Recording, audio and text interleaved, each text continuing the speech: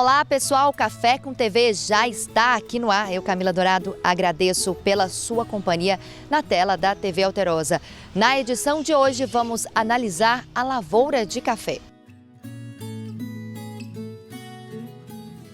O calorão dos últimos dias assustou quem tem café no pé. Muito fruto caindo e o medo é do prejuízo. Você vai ver o manejo ideal. Secafé atualiza as exportações do grão brasileiro. Relatório aponta menos sacas embarcadas, mas o café brasileiro segue valorizado no mercado global. Projeto comunitário desenvolvido no sul de Minas é destaque na COP30 e traz sustentabilidade. Além disso, os detalhes da produção do queijo Minas artesanal, que é o único do mundo. Café com TV, a notícia na dose certa.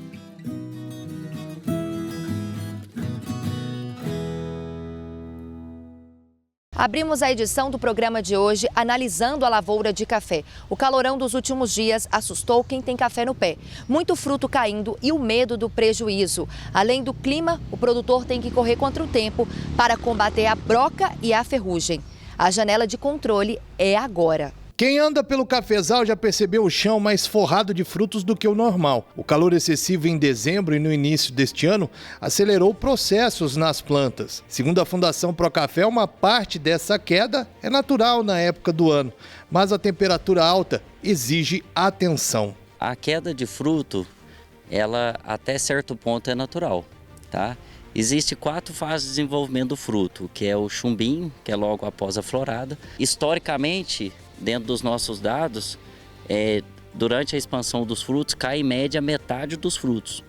Então isso, claro que isso é natural, mas pode ser intensificado por doenças, calor excessivo, que é o caso que a gente está tendo aqui.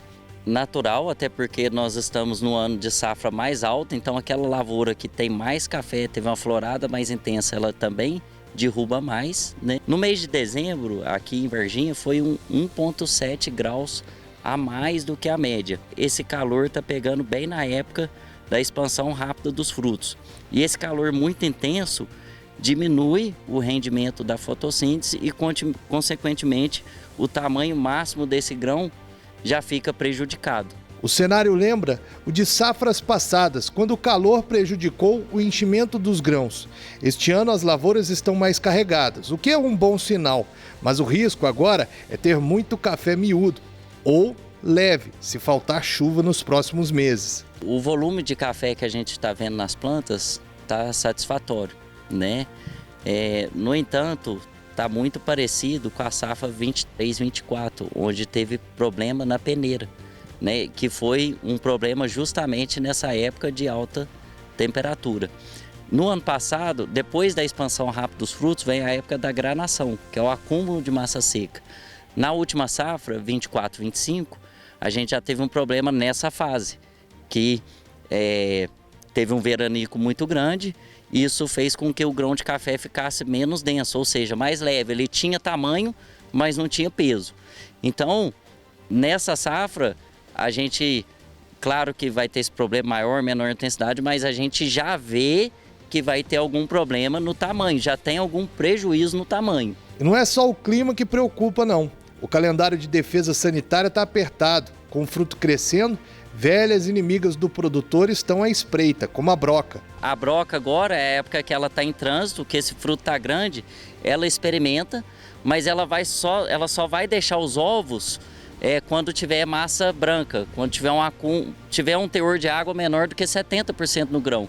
Então a janela de controle da broca é exatamente agora, entre dezembro até fevereiro, no mais tardar ali em março. Então é uma janela pequena que o produtor tem que ficar atento, porque se ele entrar, o controle químico já não é tão eficiente, e se ele entrar fora desse intervalo, ele não vai conseguir atingir o alvo, né? E com essa temperatura muito quente, acima da média, vem trazendo também as precipitações, as chuvas, e com elas cria-se o clima perfeito, de acordo com o engenheiro agrônomo, para que a ferrugem acaba atingindo aqui os cafezais do sul e sudoeste de Minas Gerais. E a ferrugem, né, é a principal doença do café, e agora está um ano muito propício para ela. A gente tem visto que a pressão de ferrugem está alta, uma porque o clima está bom e outra porque as lavouras estão com carga boa. Falando da produção e os cuidados aí pela qualidade, vamos aos destaques agora do mercado de café na palavra do especialista.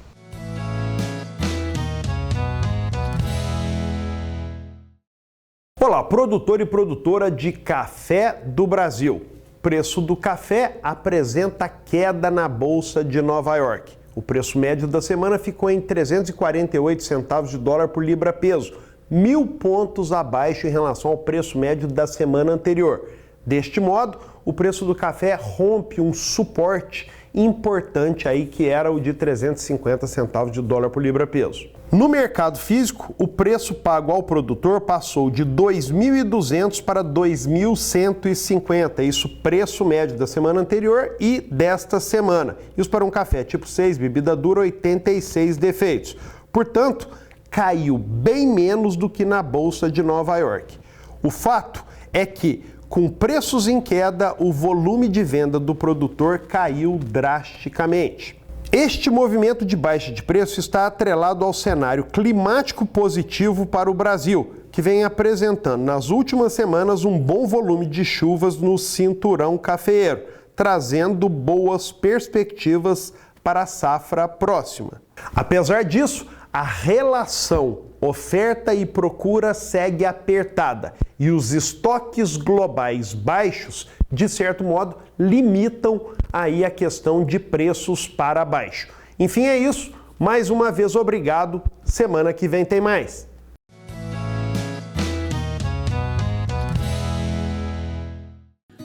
Primeira pausa aqui no Café com TV e já vamos analisar os dados das exportações de café do Brasil.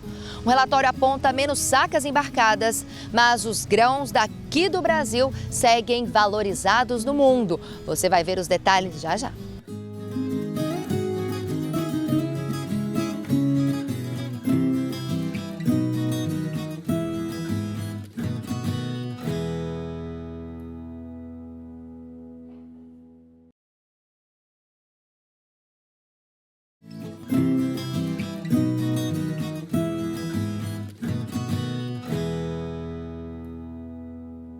Já estamos de volta aqui no programa para falar da produção cafeeira no Brasil.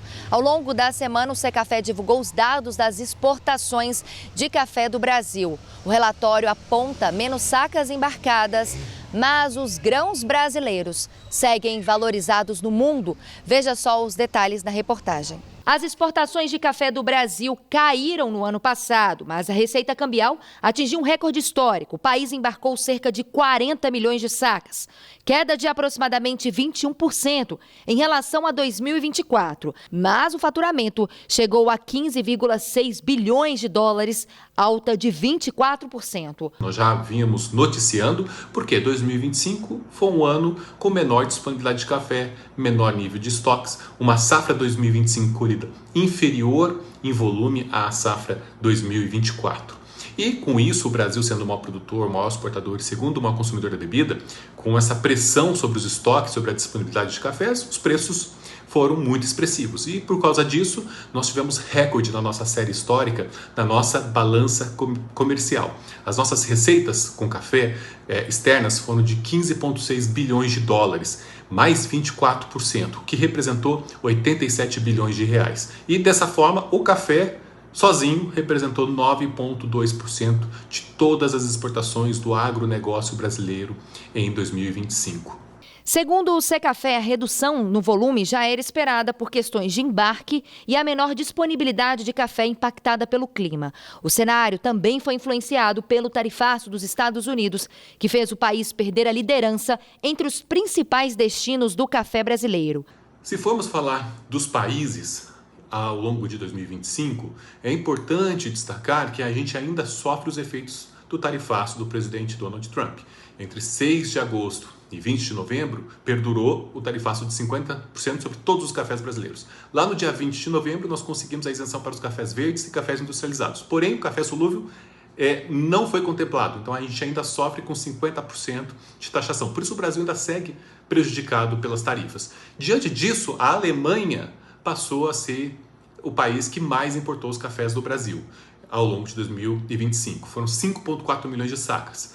Para a Alemanha, nós retraímos também os impactos quando comparado a 2024, mas diante dos impactos do tarifaço, a Alemanha passou a ser a primeira colocada, seguido, obviamente, pelos Estados Unidos, com 5,38 milhões de sacas. Na sequência, nós temos Itália, Japão e Bélgica, fechando as 5 primeiras posições. Mesmo com menos sacas exportadas, a receita foi impulsionada pelas altas cotações internacionais e pela qualidade do café brasileiro, que segue valorizado no mercado global. E consolidamos um grande avanço em relação ao acordo comercial União Europeia-Mercosul.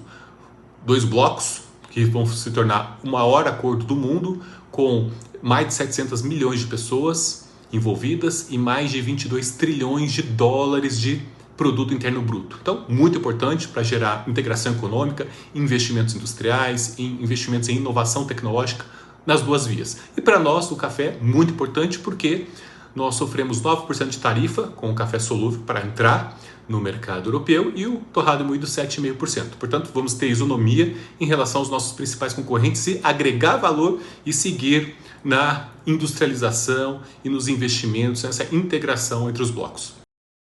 A produção de mudas de café teve atraso neste ciclo agrícola 2025-2026. E o principal motivo foi o frio mais intenso registrado nos últimos meses. Acompanhe os detalhes. O desenvolvimento das mudas depende diretamente da temperatura. Com o clima mais frio, a germinação das sementes e o crescimento inicial das plantas aconteceram de forma mais lenta, especialmente nos viveiros a céu aberto. As mudas de café arábica são produzidas a partir das sementes, porque como a planta é autofecundada, a semente reproduz fielmente suas características. As sementes são colhidas em campos certificados a partir da maturação dos frutos. Os frutos maduros são despolpados, secos com cuidado, e as sementes têm uma viabilidade em torno de 6 meses. Colocadas em câmara fria, elas duram 12 meses ou mais, sendo viáveis para semeio. Então, se atrasar a colheita, também atrasa o semeio, consequentemente atrasa a produção da muda. No sul de Minas, por exemplo, as temperaturas médias entre julho e setembro ficaram cerca de 0,7 grau abaixo do normal, o que contribui para o atraso na formação dessas mudas. Uma das alternativas para evitar esse problema é a produção em estufas, que mantém o ambiente mais quente e protegem contra geadas. No entanto, o custo é alto. Foi temperatura menor no inverno, então em torno de 0,6, 0,7 graus. Então demorou mais a germinação e, consequentemente, atrasou todo o processo de produção da muda. Com a vinda do calor, aí acelerou um pouquinho mais no final, porque com um local mais quente, a muda pode crescer 1,5 par de folhas por mês. Em viveiros convencionais, uma solução mais simples é o uso de proteção lateral com plástico, para diminuir a entrada de ar frio. Essa medida é ainda mais importante em viveiros com bandejas suspensas, onde o substrato fica mais exposto às baixas temperaturas. A orientação é que os produtores redobrem a atenção neste período para garantir a qualidade das mudas e evitar prejuízos na lavoura. Para reduzir o problema, acelerar a produção de mudas, ou se mantém em estufa coberta, mantém um ambiente quente, porém é muito caro. E a segunda solução, mais econômica, é colocar um lençol plástico em volta do viveiro para diminuir a circulação de ar frio. Isso é muito mais importante para as mudas de bandeja, tubete, sacola de TNT, ou então mesmo PP Pot, que são produzidos suspensos. Então o ar frio entra por baixo e reduz a temperatura ali no substrato. Mais uma pausa aqui no Café com TV, já estamos de volta com iniciativa da região que foi destaque nacional e ganhou atenção de autoridades. Te conto já, hein? Tá imperdível.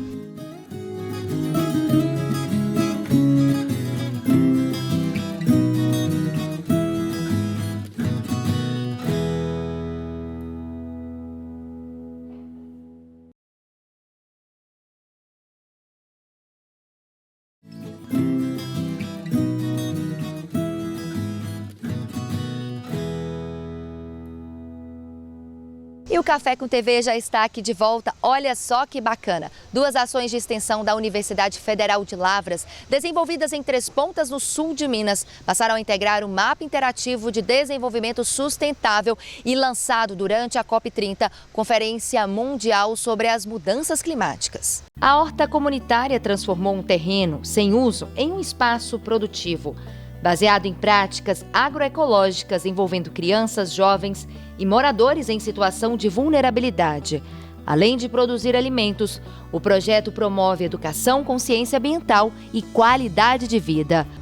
Hoje a gente está aqui em Três Pontas, trabalhando num projeto de uma horta comunitária, e isso faz parte da vontade do NEL em avançar no quesito de extensão, né? Levar as informações que a gente tem, um pouco da nossa experiência técnica para fora da universidade e poder sim agregar valor, poder agregar ensinamentos e auxiliar as comunidades ao entorno de Lavras. Eu sou Rogério Micaela, sou de Moçambique, doutorando no programa de pós-graduação em plantas medicinais, aromáticas e condimentares, integrante também dos núcleos de estudo NEMAC e NEPROM.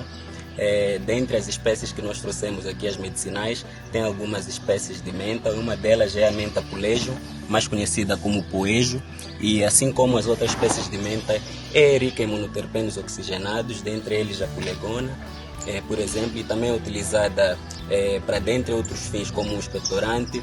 Então o pessoal tem juntado um pouquinho para fazer um chá de poejo com guaco, por exemplo, que fica muito bom.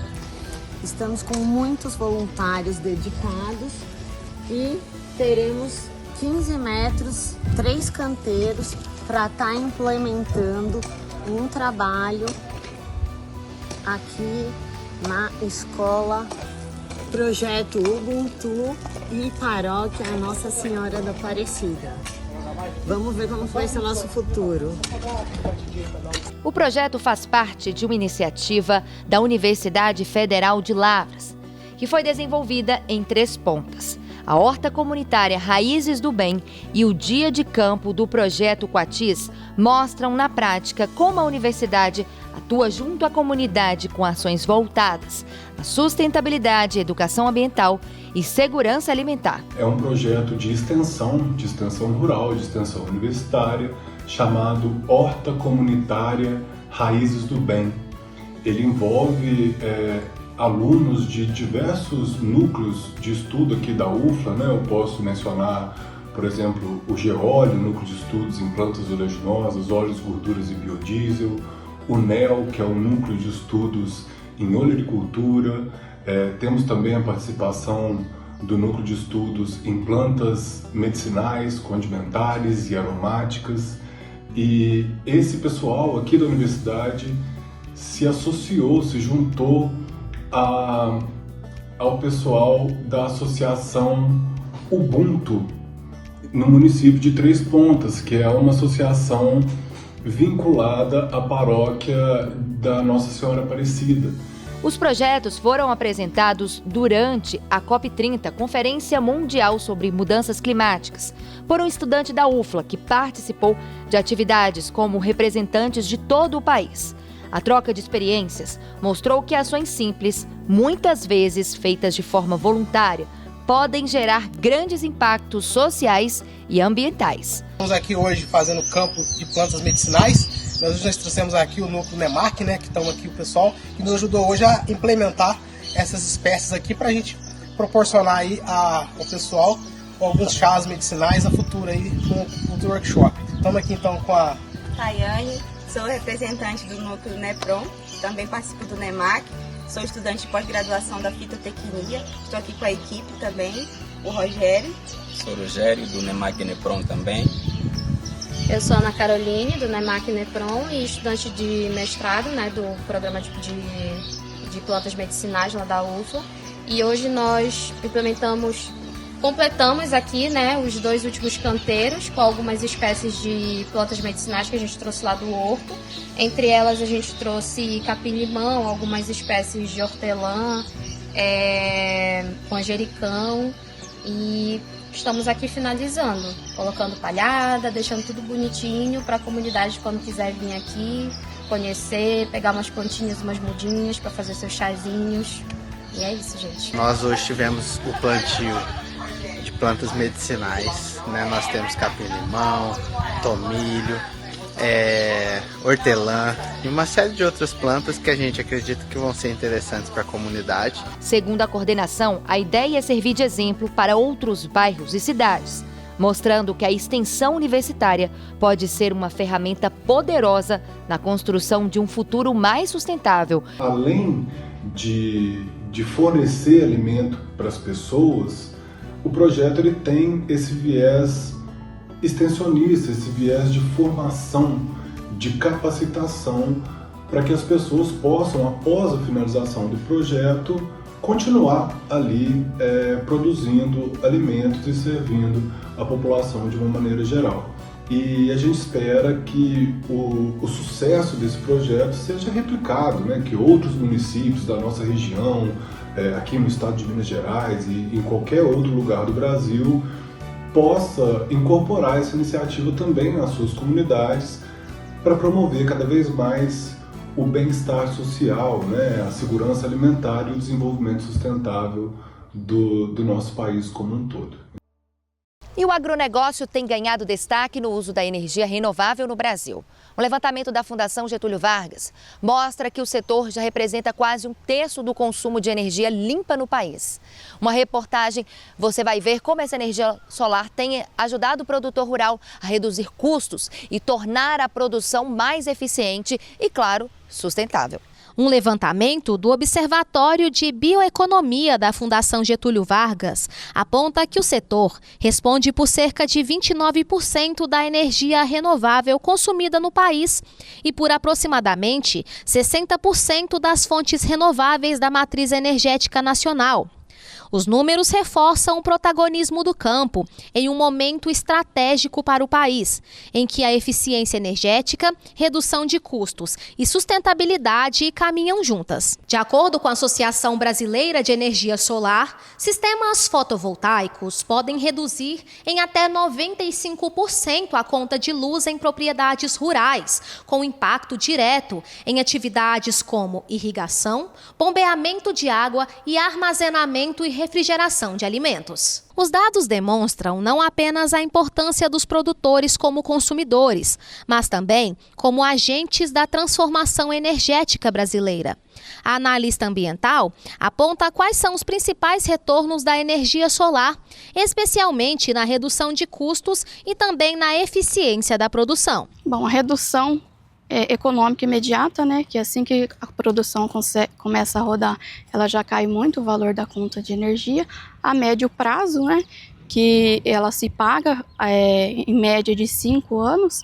No nosso caso, como a gente tem muita placa, ela vai se pagar em 4 anos e a média de vida útil do equipamento é 25 anos, então nós temos uma média de 20 anos utilizando energia, pagando uma baixa taxa. A conta de energia dá um impacto grande na produção do dia a dia, então reduzindo esse impacto na conta, nós estamos reduzindo o valor do nosso produto final também. Na prática, essa transformação já faz parte da rotina de quem decidiu investir em energia limpa no campo. Com menos gastos fixos, a eficiência da produção aumenta. Como a gente consegue ter esse ganho na economia de energia, o nosso produto final, o valor é diferente para o mercado, né? E também na parte de sustentabilidade, porque hoje o mercado está cobrando muito essa prática sustentável. Então, o nosso produto ele agrega mais valor no final por conta das nossas práticas sustentáveis. A demanda por energia solar no agro também cresce, impulsionada pelo acesso a crédito, assim como explica o empresário. O agro tem um benefício até adicional, porque o pequeno produtor, inclusive, ele dispõe de linhas de financiamento adequadas pelo Banco do Brasil ou até pela Caixa Econômica. Ele tem linhas de financiamento que são atrativas para essa finalidade. E um bom dimensionamento do projeto ajuda bastante. Aqui no caso, por exemplo, nós já tivemos períodos em que a produção foi 10%, 12% acima da capacidade calculada no projeto. Então você tem um projeto bem calculado e sem fazer economias diversas, você tem um projeto muito eficiente. O proprietário de uma empresa de energia solar em Uberlândia aponta quais são os benefícios de utilizar a energia limpa e quais os retornos que esse tipo de energia oferece para o produtor rural. O produtor rural ele tem várias vantagens e vários benefícios. Então, tendo ele colocando a energia on-grid, que é o mais tradicional, a mesma aqui da cidade, ele teria em torno de até 90% a 95% de desconto, certo? Isso também varia dependendo da necessidade do cliente. O exemplo é o quê? Se ele necessitar de um pouco mais de energia, um pouco mais de força para trocar um motor que seja, nós conseguimos também fazer ele tocar esse motor, gerando energia a mais. E não somente o que ele é limitado pela CEMIG, no caso. Além disso, conta quais são os principais motivos para o aumento de produtores utilizando a energia limpa e quais mudanças são necessárias nas produções para a instalação desse tipo de equipamento. Ele vale a pena desde quando você tem necessidade. Então, se você tem a necessidade de usufruir da energia, a energia solar a gente consegue atribuir, atrelar isso aí. De qual forma? Seja ela ligada à própria CEMIG, a concessionária, né, qual que seja, ou também fazendo com que somente as placas gerem a própria energia. Nós temos alguns casos, exemplo, de um pivô de 90 hectares que ele toca somente com energia solar, sem nenhuma intervenção de energia externa da concessionária, ou até mesmo um gerador ou baterias, no caso, que a gente também consegue trabalhar. Mais uma pausa aqui no Café com TV e já já você vai ver os detalhes de uma missão nacional para valorizar cada vez mais o agro brasileiro no mercado internacional. Tem produtor aqui da região, hein? Te conto já.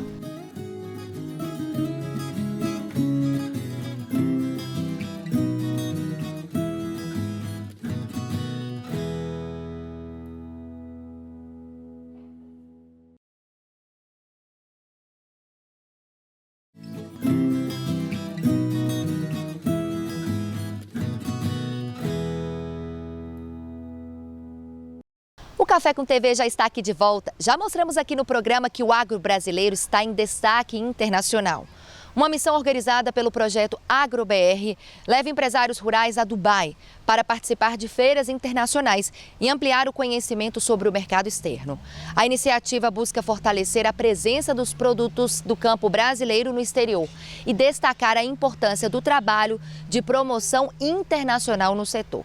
A comitiva é de cerca de 50 empresários rurais brasileiros a Dubai, nos Emirados Árabes Unidos, para participação em importantes feiras internacionais do setor de alimentos e do agronegócio. A iniciativa tem como objetivo ampliar a presença do agro brasileiro em mercados estratégicos e promover a diversidade da produção nacional no cenário internacional. A missão foi realizada pela Confederação da Agricultura e Pecuária do Brasil, em parceria com a Agência Brasileira de Promoção de Exportações e Investimentos e o Serviço Brasileiro de Apoio a Micro e Pequenas Empresas.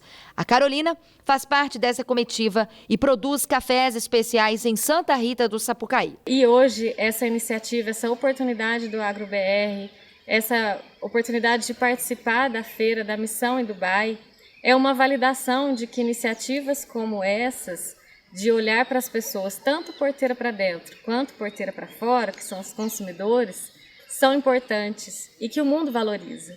Então, eu estou muito feliz de poder levar esse trabalho, o trabalho de tantas mãos e o nosso café para o mundo. O meu objetivo é conquistar mercados a partir de Dubai, é comercializar cafés a partir de Dubai. Então, estabelecer novas relações comerciais. Uma das etapas da missão foi a World of Coffee, principal feira internacional de cafés especiais do Oriente Médio, considerada uma porta de entrada para o mercado da região e do norte da África. O evento aconteceu ao longo da semana e reuniu produtores e especialistas do setor. Na sequência, a comitiva segue em Dubai para participar da Gulf Food, uma das maiores feiras internacionais de alimentos e bebidas do mundo, que acontece até o fim de janeiro. A delegação é formada por produtores de diferentes cadeias do agronegócio, como café, frutas, castanhas, amido de milho, azeite de oliva, própolis e derivados de coco. Olá pessoal, estamos direto aqui da World of Coffee, a maior feira de cafés do Oriente Médio, trazendo 22 produtores rurais brasileiros para negociar com compradores da região. Essa é uma parceria com a Apex Brasil e com o Sebrae, em que a gente busca fortalecer o café brasileiro e trazer novas oportunidades para os produtores. Foi uma oportunidade incrível, só temos a agradecer à AgroBR por ter tido essa oportunidade de nos proporcionar essa experiência. Estamos aqui fazendo negócios, com muitas perspectivas de bons negócios e só temos a agradecer a essa experiência, essa oportunidade. Valeu, AgroBR! O movimento no estande do AgroBR continua intenso. São dezenas de reuniões realizadas ao longo do dia com compradores internacionais da região dos Emirados Árabes e de diversos países.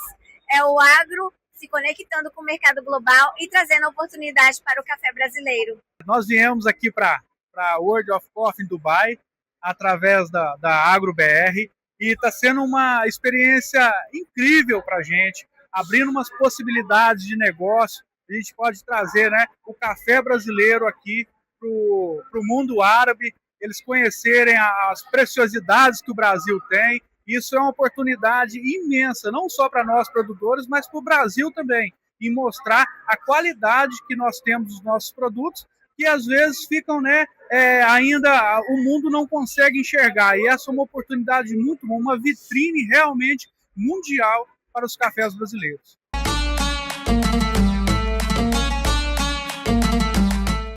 Falando em agronegócio, cooperativismo, veja só o trabalho feito pela Cocatrel. A Cocatrel é uma potência mundial no café, mas agora está fazendo uma verdadeira revolução também no mercado de cereais. A cooperativa tem investido pesado em infraestrutura e tecnologia para se tornar a maior referência em soja e milho do sul de Minas, acompanhando a alta do setor. Recentemente, em 2022, a gente fez uma aquisição de uma nova unidade, né? Essas duas unidades estão alocadas dentro da cidade de Três Pontas, tá? Com a estática de 300 mil sacas cada unidade. Então, nós temos hoje, dentro de Três Pontas, uma estática de 600 mil sacas de cereais. Tá? O ano de 2025 foi recorde novamente, né? Já faz aí 3 a 4 anos que a gente vem batendo recorde, tá? Não só pelas novas aquisições, mas também pelo setor de comercialização. Essa virada de chave aconteceu quando a gestão mudou de foco. Deixou de apenas prestar serviço de armazenagem para entrar firme na comercialização, no trading. O resultado foi um crescimento exponencial. O faturamento do setor, que antes girava em torno de R$500 mil, saltou para 40 milhões de reais com a venda dos grãos em 2025. Hoje, a gente está com uma maior intenção, né, de aumentar a nossa exportação. Nós somos uma das maiores exportadoras de café e a gente também já está exportando 100% da nossa soja que é comercializada dentro da nossa cooperativa e também a gente está buscando várias parcerias. Tá? Para dar conta disso tudo, a estrutura de armazenagem foi pensada nos detalhes. A cooperativa faz uma divisão logística estratégica para garantir a pureza dos grãos, evitando a contaminação cruzada entre as culturas e principalmente com o café, que é o carro-chefe da casa. É a prova de que a equipe sabe exatamente o que faz. Então, nossos RTVs que fazem as vendas de insumo, eles também estão especializados em atender café e cereais. E nós também temos o time técnico, onde nós temos agrônomos especializados para somente prestar assistência técnica. Então, ele não vai com aquela intenção de venda, e sim para ajudar na produção dos nossos cooperados. A expectativa agora é aumentar a quantidade de sacas recebidas já nesta safra. A gente gostaria de convidar todos os cooperados e também todos os produtores da região para estar visitando nossas unidades cereais. Tá? Nós estamos prontos, nós estamos à disposição de prestar o melhor serviço com qualidade, tá? E com muita eficiência. Então, acredito que hoje para a safra 2026, a Cocatrel esteja pronta para receber seus cereais. Última pausa aqui no programa, mas não saia daí porque tem muita informação do agronegócio. Agora tem a pergunta da semana no Quiz do Café. Olá! O Quiz do Café de hoje vai testar o seu conhecimento sobre o início da produção de café no Brasil. Você sabe qual foi o estado que primeiro produziu café no Brasil? As opções são Minas Gerais, Paraná, Pará e Maranhão. Logo após o intervalo, a gente dá a resposta para vocês.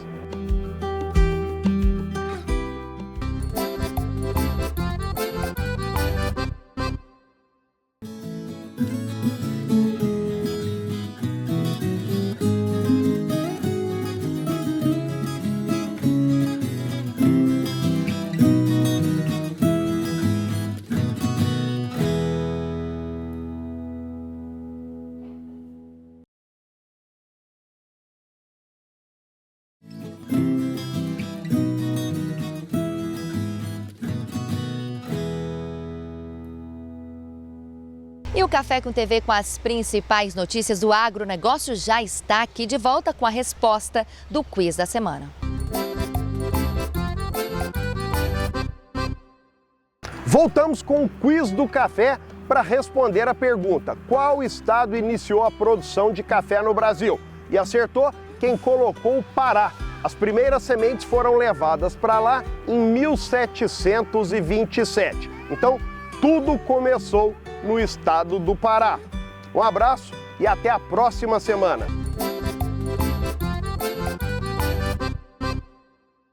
E o queijo faz parte do dia a dia do mineiro. A nossa equipe foi até a região sul e centro-oeste do estado para conhecer a produção e a história do famoso queijo canastra. Queijo da canastra. Já ouviu falar? Imagino que sim, porque ele ficou tão famoso que o seu modo de produção é reconhecido pelo Instituto do Patrimônio Histórico e Artístico Nacional, o IPHAN, como Patrimônio Cultural Imaterial Brasileiro, desde 2008. Para ser autêntico, o queijo da canastra precisa ser feito em um desses 8 municípios: São Roque de Minas, Medeiros, Vargem Bonita, Tapiraí, Delfinópolis, Bambuí, Piumhi e São João Batista do Glória. Vem comigo conhecer então algumas queijarias que estão na rota turística Experiências Canastreiros. Localizada em Delfinópolis, a queijaria Porto da Canastra tem como dono o Nico. Ele produz queijo artesanal há 9 anos. São uma média de 150 peças por mês. Aqui na Canastra a gente tende a usar pouco pingo. Aqui em casa o queijo mais novo para degustação é 14 dias. 14 dias. Era o período que o queijo aguentava viajar, né? No lombo de burro, né? Tinha que estar mais firme. Uma das características do queijo produzido aqui pelo Nico é o fato dessa produção ser a mais natural possível. O gado fica assim, na pastagem. Ele se alimenta de capim e tem também uma dieta bem natural, com fubá de milho e farelo de arroz. Esse gado aqui não tem raça, ele é mestiço. E ainda de acordo com o Nico, os antigos aqui da região recomendam que não alimentem esse gado com ração, o que ele segue bem à risca. O tipo de pastagem, o gado, o relevo, o clima e a pureza da água dão identidade ao queijo que é feito na canastra. Essas características são o terroir da região. Aqui é o Rio Grande, que nasce na Mantiqueira. Mais que um produto, o queijo representa a cultura do local. Ele faz parte da história das famílias e é feito do mesmo jeito há mais de 200 anos. É um queijo que é feito há mais de 200 anos na região, então eu fico tentando ver como é que era o sistema. Então tem que ser um gado mais rústico. Caracu, guzerá, gi. Na cidade vizinha, em São João Batista do Glória, o empreendedorismo de Nilceia garantiu a qualidade do queijo produzido na propriedade. Ela e o marido Renato começaram a produção da queijaria Quintal do Glória com o leite de 5 vaquinhas, mas a qualidade já era de produtor grande. Aqui as tarefas são meio divididas, né? Então eu cuido mais da parte de animais, desde a pastagem, né? Alimentação, a parte de silagem que a gente faz, o concentrado que a gente fornece para os animais, que é fornecido aqui também, é um concentrado específico, né? Porque eu não posso estar usando uma ração comercial, porque nela tem alguns ingredientes que não é favorável ao queijo, que altera o sabor do queijo. O queijo canastra é um queijo feito de leite cru, pingo e sal e coalho. São os 4 ingredientes. A gente não pode inocular mais nada, porque a gente carrega junto com ele a tradição do modo de fazer. Então a gente não pode alterar isso. Uma das experiências oferecidas aos turistas é a degustação de 5 diferentes tipos de queijos. Aqui a gente já fez a degustação de 5 dias de maturação, 15 dias e 30 dias. Agora, esses 2 aqui são fatias do queijo Névoa, que é o único premiado internacionalmente, né? Foi premiado com medalha de prata na França e também tem o ouro brasileiro aqui do Quintal do Glória. Vamos provar então, ó, esse aqui é com 15 dias de maturação, queijo Névoa, criação, autoria da Nilceia. É o terroir. É exatamente isso, é o terroir, né, que você não vai encontrar outro igual, que é a nossa natureza, é a nossa microbiota, é a água, é a pastagem, é a altitude. Minas tem várias regiões reconhecidas como produtoras de queijo Minas artesanal. E cada um tem a sua identidade. A queijaria Vale da Gurita também é uma das mais de 200 queijarias certificadas na região da Canastra, no oeste de Minas Gerais, onde o queijo é feito de forma artesanal, com leite cru, seguindo a tradição. A propriedade fica a 34 quilômetros de Delfinópolis. A produtora é a Rose. O queijo dá o sabor, né? É particular de cada queijaria, né? Isso que faz mudar o sabor de queijaria para queijaria.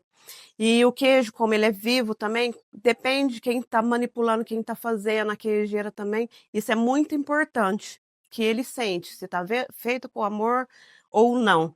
Então tem que ser feito com muito amor, carinho e dedicação. A queijaria aqui fica em um vale. Nós estamos entre a Serra Preta, à esquerda, e a Serra do Cemitério, aqui à direita. As 2 serras fazem parte do Parque Nacional Serra da Canastra.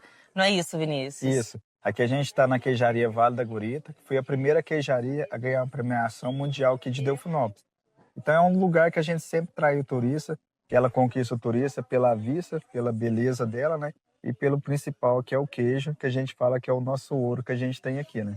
Um destaque na produção vai para o pingo, um fermento natural feito com o soro que escorre dos queijos que estão descansando.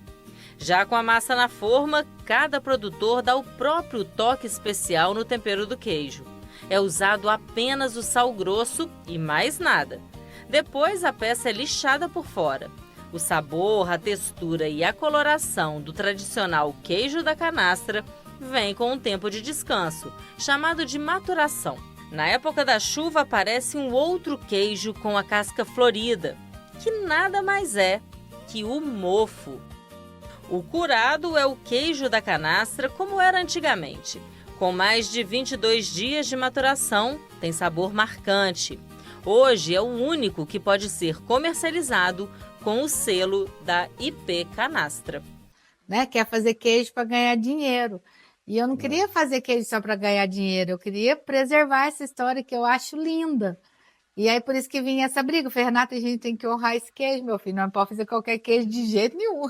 Aí era onde a gente ficava nessa, né? Porque eu queria que eles entendessem que tanto o Renato quanto eu não queria ser mais uma, a gente queria cuidar desse patrimônio que a gente tem. O queijo da canastra, primeiro porque canastra é uma belíssima formação que a gente tem aqui na região e que inclusive dá um nome ao Parque Nacional e que tem toda a peculiaridade de inclusive modos de fazer que só aqui você alcança esses resultados na hora que você prova, na hora que você degusta. Vem! E o Café com TV fica por aqui. Você já sabe, você pode conferir tudo novamente no site da TV Alterosa e também nas nossas redes sociais. Anota aí, TV Alterosa, Sul de Minas e @Café com TV. Eu volto na semana que vem com mais uma edição aqui do programa. Um beijo e boa semana.